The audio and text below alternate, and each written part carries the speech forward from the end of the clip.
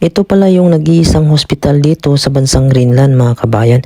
Pupunta kami dito dahil bibisitahin namin yung kababayan natin na nadisgrasya. Nahulog siya sa ladder at ayon sa result mayroong crack yung kanilang spinal cord. Ngayong araw mga kabayan ay pupunta pala kami ng kasama ko. Bibisitahin namin yung kababayan natin na nadisgrasya. Bali hindi siya dito nadisgrasya sa Nuuk City kundi sa ibang lugar ng Greenland. Alam nyo naman dito yung Greenland ay walang konektadong kalsada. Kaya pag nadisgrasya ka sa ibang lugar, pag wala silang gamit doon ay pupunta ka dito sa Nuuk City. Dito sa Nuuk City naman ay kahit papano ay medyo may mga gamit dito. Ang sabi kasi doon wala daw gamit para check daw yung likod niya. Pero nung dumating sa dito mga kabayan ay na-check yung likod niya, yung machine na mag-check ay nakita daw na mayroong crack daw yung spinal cord niya. Itong time na to ay nakarating na kami sa hospital kaso pupunta kami doon sa Filipino market at yung kasama ko naman ay pupunta sa grocery store dahil bibili kami ng pagkain para sa kanya. Dito naman sa ospital mga kabayan, mayroon namang pagkain dito na siniserve at saka maalaga naman dito yung mga nurse. Kaso gusto lang namin siyang bilhan ng mga pagkain, baka ay namimiss na din yung pagkain Pinoy. Dito naman sa Greenland mga kabayan, pag na-hospital ka dito ay wala ka namang iisipin na gastos, lahat ay sagot pati gamot. Ang isipin mo na lang dito ay paano ka gumaling. At saka ang maganda lang dito sa kasama ko, ang sabi niya kahit wala daw siyang pasok at nagpapagaling siya ay meron pa rin siyang makukuhang sahod na normal 40 hours a week. Bali 2 beses na pala namin dito ang pumunta mga kabayan. Nung pumunta kami, ayun yung unang dating niya at in-x-ray siya mga kabayan. Itong pangalawa naman napunta mga kabayan, ito na yung huling araw niya dito sa Nuuk dahil nga ililipat na daw siya sa Denmark. Dito kasi sa Greenland sa Nuuk City ay walang doktor dito at walang gamit para sa surgery niya dahil nga ay uoperahan daw yung likod niya at lalagyan daw ng suporta dahil nga hindi siya makatayo at makalakad. At dito nakarating na ako dito sa Pinoy restaurant mga kabayan. Yung kasama ko naman sa grocery store siya, bumili siya ng mga prutas. Kita nyo mga certificate sa likod mga kabayan, mga TISDA yan ng mga kababayan natin dito nagtatrabaho.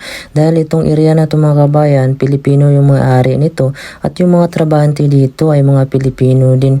Kaya itong lugar na ito tinatangkilik din ng ibang lahi dahil gustong gusto din nila yung lasa dito ng mga pagkaing Pinoy. At yun na nga mga kabayan ay nakuha na natin yung in-order natin. Ang in-order ko pala ay crispy chicken at saka rice mga kabayan. Tadaanan natin yung isang kasama natin. Yan pala yung pwesto dito ng Pinoy restaurant. Dito kami bumibili tuwing tanghali. At dito na nga, nakarating na kami dito sa hospital. Sobrang lawak dito ng hospital. Maraming mga kwarto. Itong pupuntahan pala namin ay kakilala na namin ito sa Saudi Arabia. Kaibigan na din namin at katrabaho namin. Isa lang kami ng company. Bali nauna lang kami dito ng 1 taon at siya naman ay sumunod siya dito. Bali 1 linggo pa lang nga siya nagtatrabaho dito nang maaksidente siya. Kaya mga kabayan, kung tayo ay nagtatrabaho sa mga construction, doble ingat talaga tayo dahil yung puhunan natin ay yung sarili lang natin. Lalo na dito sa Greenland mga kabayan, medyo mahirap dito ang madisgrasya dahil ikaw lang talaga ang mag-isa lalo na pag wala kang kamag-anak dito. Dito naman siya ay wala naman siyang kakilala kundi kami lang dito. Ang problema lang ay pupunta na siya ng Denmark dahil nga nakita sa x-ray na mayroong crack yung likod niya sa spinal cord banda.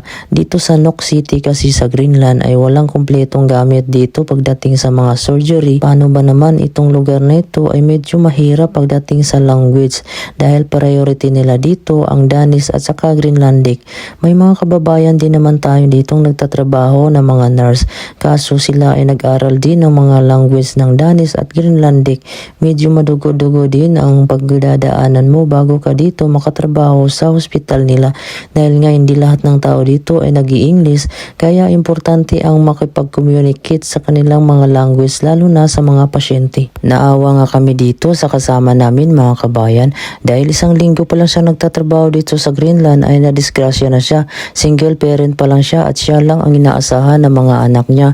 Tuwang-tuwa nga siya nung nakapunta sa dito dahil hindi niya inaasahan ay makapunta siya sa lugar dito ng Greenland. Pero maswerte pa rin siya mga kabayan. Kahit nagpapagaling siya ay libre naman yung kanyang mga gamot at bayad sa hospital ay wala siyang babayaran dahil sa tax naman namin kinukuha. At saka ang maganda pa ay mayroon pa rin siyang sahod na regular 8 hours a day at 40 hours a week yung matatanggap niya. Kaya ganyan dito sa Greenland mga kabayan. Pagka nagka-emergency ka dito ay walang mahirap mayaman. Talagang asikasuhin ka dito. Hindi natitingnan kung mayroong pera ka pang down. Hindi kagaya sa ibang lugar, mamamatay ka na lang sa sakit dahil wala kang pera. Ang sabi dito ng mga lokal mga kabayan, ang panganganak daw ng asawa mo ay libre din pati yung mga gamot. Lalo na pag nagpahinga yung asawa mo ay meron pa rin siyang makukuhang sahod ng 9 months. Maganda dito mga kabayan ay libre ng pag-aaral ng mga bata. Hindi ko na lang pinakita yung mukha at yung mga pangyayari na nagkita kami dito ng kasamahan ko dahil ayaw ko din na makita ng ibang tao at lalo na yung mga kamag-anak niya. Alam nyo ba mga kabayan, kaming mga OFW ay ayaw namin na makita ng mga pamilya namin na naghihirap kami dito sa abroad. Minsan pinapakita namin sa mga social media na masaya kami pero sa likod nun ay merong halong lungkot, pangungulila dahil ayaw namin maging malungkot ang aming pamilya. Itong video ay ginawa ko lang para sa mga OFW na kailangan nating mag-ingat sa lahat ng panahon dahil ang katawan lang natin ang ating puhunan, lalo na may mga pamilya tayong naghihintay. Mga kabayan, ipagdasal naman natin yung aking kasamahan na sana maging successful ang kanyang operasyon at sana gumaling na at makabalik na siya sa normal dahil gusto niya pang magtrabaho at makasuporta sa kanyang sariling pamilya. Maraming salamat po sa laging panonood at lagi kong pinapaalala na mag-ingat sa lahat ng panahon, OFW ka man o hindi, dahil ang ating puhunan ay ating katawan lamang. Maraming salamat, hanggang sa muli, paalam.